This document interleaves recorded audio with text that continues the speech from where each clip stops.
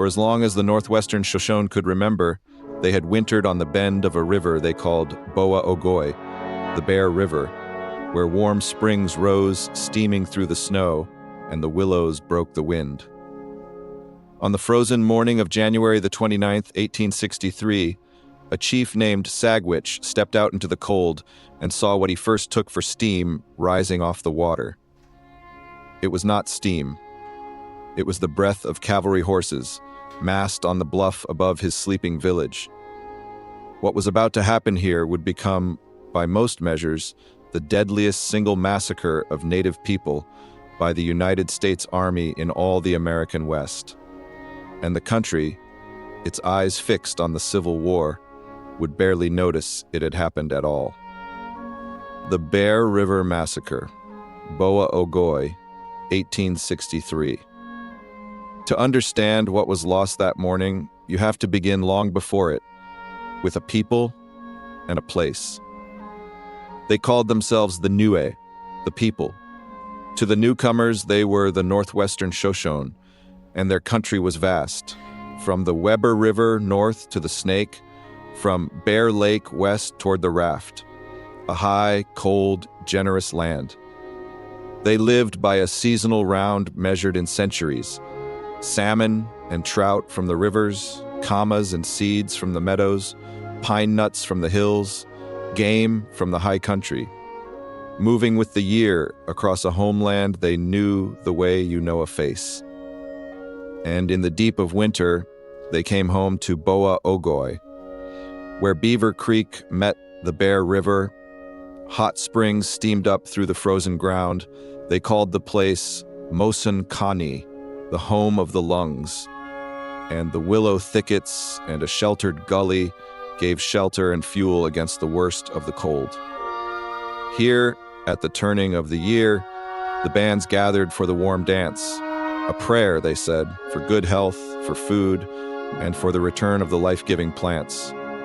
Their leaders were men whose names the record would soon note only as targets: Bear Hunter, Sagwitch, and Sandpitch. For thousands of years, our tribal elders would sit down with our young children and tell them stories about their people. The stories were always the same, never a word out of place. It had to be this way. It had to be accurate. Darren Perry, of the Northwestern Band of the Shoshone Nation. Hold on to this first, because everything else turns on it. Boa Ogoi was not a battlefield waiting to happen. It was a home and a gathering place, and it had been one for a very long time. The people who wintered there in January of 1863 were not an army. They were families, elders, women, men, and a great many children asleep in their lodges as the year turned. To understand how soldiers came to be standing on the bluff above them, we have to follow the newcomers and the hunger they brought. For 15 years, the valleys of the Shoshone had been filling with strangers. Mormon settlers, driven west by their own persecution, founded Wellsville in 1856 and Franklin in 1860, the latter built directly on Shoshone ground, and later remembered as Idaho's oldest town. Along the trails came a flood of others, emigrants bound for California and Oregon, freighters and miners chasing gold north toward the Salmon River. Their cattle ate the grass, their farms took the seed ground and the camas meadows, their traffic scattered the game. The Shoshone, watching their country consumed, were mocked in the settlers' own papers as diggers, and they began, slowly, to starve. The scarcity of game and the occupation of the most fertile portions of their country by our settlements have reduced these Indians to a state of extreme destitution. And for several years past, they have been almost literally compelled to resort to plunder in order to obtain the necessaries of life. Commissioner William Dole setting down the words of Governor James Doty in the year 1863. Hunger drove some of the young men to raid, to take the cattle and the flour that had replaced the game they could no longer find. The violence was real, but it was also scattered and often misattributed, with the axe of one band laid at the feet of another. To the settlers and the territorial officials, the distinction did not much matter. In the autumn of 1862, after miners were killed on the roads, the Chief Justice of Utah Territory, John Kinney, issued warrants for the arrest of 3 chiefs, Bear Hunter, Sandpitch, and Sagwitch, and a United States Marshal went looking for soldiers to serve them. He would not have to look far. For camped on the bench above Salt Lake City that winter was a man who had been waiting impatiently for exactly this kind of errand. His name was Patrick Edward Connor, and he was in Utah because of the war, though not the one he wanted. In 1862, with the regular army drawn east to fight the Confederacy, it fell to volunteers to guard the lifelines of the West, the overland mail, and the transcontinental telegraph that now ran through the territory. Connor's California volunteers were posted to protect those lines and to keep a wary eye on the Mormons, whose loyalty Washington did not trust. He built his post, Camp Douglas, on a bench that looked down directly on Brigham Young's city. Connor was Irish-born, a veteran of the Mexican War, ambitious and hard, and he chafed at his posting. While other officers won glory and promotion in the great battles back east, he sat in the Great Basin guarding a mail road, a soldier without a war. He wanted a fight. So when the marshal came to him with warrants for the Shoshone chiefs, Connor did not see a matter of arrests. He saw his chance, and he made no secret of what he intended. I informed the marshal that my arrangements for the expedition against the Indians were made, and that it was not my intention to take any prisoners. Colonel Patrick Edward Connor, in his official report, February the 6th, 1863. The season could not have been worse for a campaign, which was exactly why he chose it. Believing that secrecy was the surest road to surprise, Connor sent his infantry and 2 howitzers ahead in the 3rd week of January, the cavalry following behind, letting the Shoshone believe that only a small force was on the move. Then he marched them 140 miles north through the snow, by night, in appalling cold. It was a brutal passage. By the time they neared the Bear River, more than 75 of his men had frozen their feet, some of them crippled for life. But Connor had bought what he came for. At the river, the village did not know he was coming. 2 days before, an old man named Tin Dup had dreamed of soldiers and left the camp. A settler, too, had carried word that the army meant to come, but no one imagined this. In the last dark before dawn on January the 29th, the cavalry crossed the freezing river and formed on the flat below the village. Sagwitch, stepping out into the cold, saw the horse's breath rise like steam and woke his people. The men took up what they had, bows and arrows, tomahawks, a few old rifles, and dropped into the ravine of Beaver Creek, into the willows and the foxholes their children had spent the winter digging into the banks. Against them came some 200 soldiers, with rifles, revolvers, 16,000 rounds of ammunition, and 2 cannon. And for the better part of 2 hours, it was a battle. The first assault came straight across the open ground, and the Shoshone, under cover and fighting for their families, tore it apart. The soldiers came on and were driven back.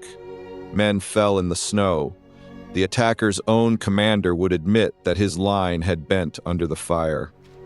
Had it stayed what it began as, Boa Ogoi might be remembered today as a defense. But Connor had the numbers and ammunition without end, and he did the thing that decided everything. He sent men around the flanks and closed a ring around the ravine. My men fell fast and thick around me, but after flanking them, we had the advantage and made good use of it. Colonel Patrick Edward Connor, February 1863. That was the hinge of the day. Surrounded now, cut off from the river and the open country, the Shoshone fought on until the one thing they could not replace ran out: their ammunition. And when the arrows were spent and the last powder was gone, the fight became something else. The soldiers stood on the rim of the ravine and fired down into it. From inside that killing ground, a sergeant remembered, came a sound the official reports would leave out. Amid the roar of guns and the sharp report of pistols could be heard the cry for quarter. But there was no quarter that day. Sergeant William Beach, of the 2nd California Cavalry, February 1863. What came next is remembered, in the Shoshone account, as a slaughter. The killing did not stop when the resistance did. Soldiers moved through the camp, and men, women, and children were cut down at close range and where they lay. Chief Bear Hunter was killed, tortured and killed, the Shoshone say, as his people watched from the willows. Those who ran for the river were shot trying to swim it. Women went into the current with babies on their backs, and the ice, the survivors remembered, ran red. Sagwitch himself, though wounded, reached the far bank and lived. And the boy Jaeger, Sagwitch's son, lived too, by doing the one thing his grandmother told him. Keep your eyes closed at all times. Maybe in this way our lives will be saved. Kwehegup, grandmother of the boy Yeager Timbimbu, Shoshone oral tradition, kept by May Timbimbu Perry. He lay still in the willows and did not open his eyes, even as a soldier stood over him, aiming and lowering the rifle and aiming again, and finally walked away. When it was over, the soldiers burned the 70 lodges, took the Shoshone horses and the winter store of wheat that would have carried the survivors to spring, and turned back toward Camp Douglas. Behind them, they left about 160 women and children alive in the snow, with almost nothing. There were too many dead to bury. The survivors gave them to the river. I captured 175 horses, destroyed over 70 lodges and a large quantity of wheat and provisions, and left a small quantity of wheat for the sustenance of the 160 women and children whom I left upon the field. Colonel Patrick Edward Connor, Official Report, 1863. Colonel Connor came home a hero. Barely 2 months later, he was made a brigadier general. The federal Indian office sent its thanks for his chastising of the Shoshone. There was no inquiry. There were no hard questions. And in the newspapers of California, the killing at Bear River was not a massacre at all. It was a victory, and a glorious one. The conception of the expedition is due to Colonel Connor, and the brilliant execution of his plans and their glorious results are the well-earned honors of his brave officers and his no less brave men. The Daily Alta, California, February the 17th, 1863. So how many Shoshone died at Boa Ogoi?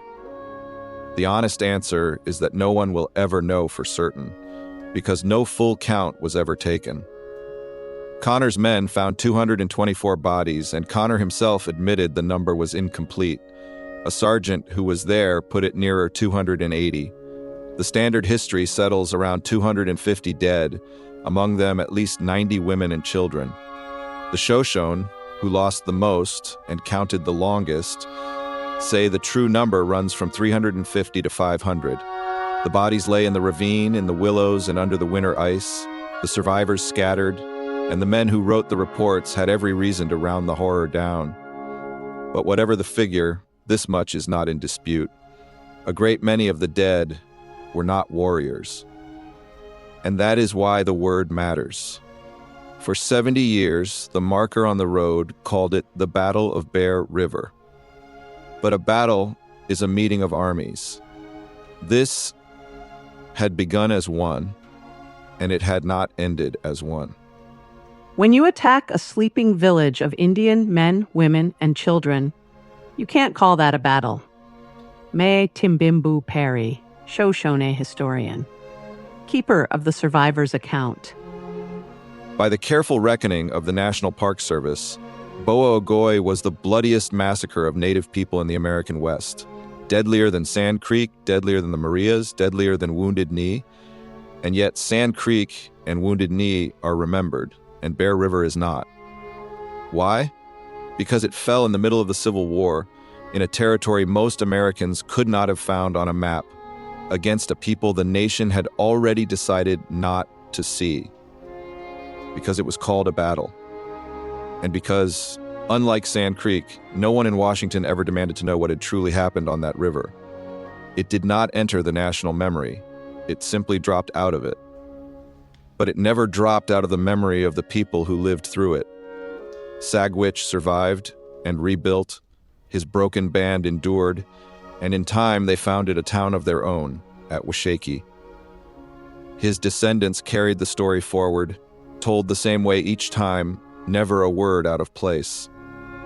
Chief among the keepers was his great-granddaughter, May Timbimbu Perry, who wrote the survivors' account down, who set the name Boa Ogoi into the record, and who refused, all her life, to let a roadside plaque have the last word. And then, in our own century, something began to turn. The Northwestern Band came back to Boa Ogoi, not to a monument, but to the ground itself. They reacquired the land where their people had died, hundreds of acres of it, and set about bringing it back to life, clearing the choking brush, replanting the willows, restoring Beaver Creek, and letting the water run clean again toward the Great Salt Lake. They call the work Boa Ogoi. To them, it is not a battlefield, and it never was. That's our Arlington Cemetery. People are buried there, and it's our way of showing them that they have not been forgotten. Brad Perry, Vice Chairman of the Northwestern Band of the Shoshone Nation, in our own time. For the men who ordered it and carried it out, Bear River was a victory to be reported, and then, conveniently, forgotten. For the nation that looked away, it became a blank space on the map of its own conscience. But for the Niu, the people, it was never forgotten at all. It was carried and kept and told until the country was finally ready to hear it. Have you ever had a memory that sneaks out of your eye and rolls down your cheek? I have these all the time. When I think about the massacre at Boa Ogoi. Darren Perry, of the Northwestern Band of the Shoshone Nation. The deadliest massacre in the American West has almost no place in the American memory. The Shoshone are giving it one, on the banks of the river where it happened, where the willows are green again. We are still here, they say, and we have a story to tell.